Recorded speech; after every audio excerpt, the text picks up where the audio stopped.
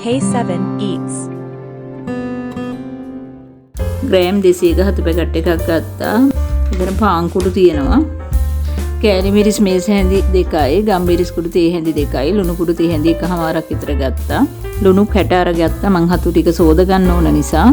හතු ටික සෝදා ගැනීමට වතුර, කෝන් ෆ්ලවර් මේස හැඳි 4ක් විතර සහ බිත්තරයක් අරගත්තා.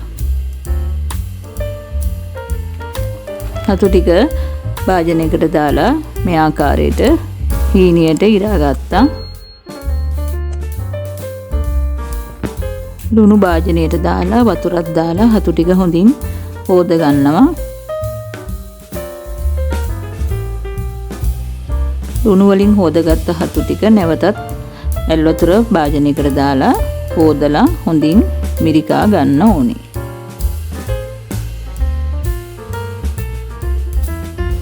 මේක ආකාරයට වතුර ටික ඉවත් වෙනකම් මිරිකා ගන්න.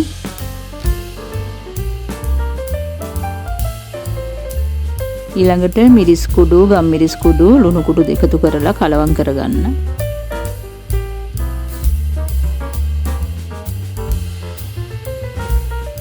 බිත්තරෙත් කඩලා හතු එකටම එකතු කරගෙන හොඳින් කලවම් කරන්න.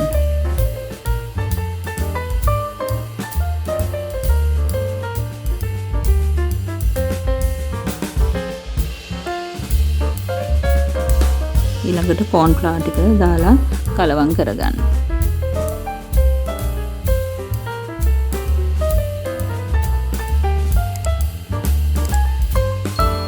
කෝන් ෆ්ලවර් ටික හොඳට තවර ගත්තට පස්සේ පාන් කුඩු ටිකක් දාලා කලවම් කරගන්න. පාන් කුඩු අවශ්‍ය ප්‍රමාණයකට පමණක් දාගන්න.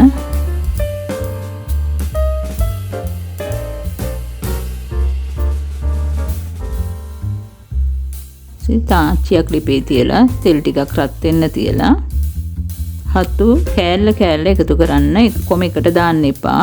එතකොට එකට ඇලෙනවා. මේ ආකාරයට කෑල්ල කෑල්ල දාලා රන්වන් පාට වෙනතුරු හොඳින් බෙද ගන්න.